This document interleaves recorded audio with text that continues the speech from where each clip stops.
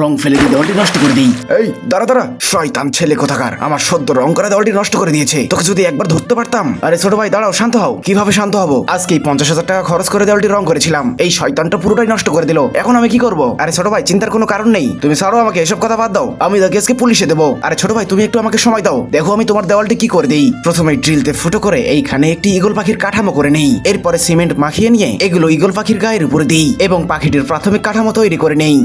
এই তো হয়ে গিয়েছে। আসলে প্রত্যেকটি এলাকাতে এরকম দুষ্ট ছেলেপেলে থাকে যারা প্রতিবেশীদের জিনিসপত্র নষ্ট করতে খুব ভালোবাসে এবং তাদের মধ্যে কোনো খারাপ লাগাবোধ কাজ করে না। কিন্তু আমাদেরকে উচিত আমাদের এই সন্তানগুলোকে সঠিকভাবে শিক্ষা দেওয়ার, যাতে অন্যের কোনো ক্ষতি করে না বসে। আর এরপরে বন্ধুরা যা হয় সেটিকে দেখলে তুমিও চমকে যাবে।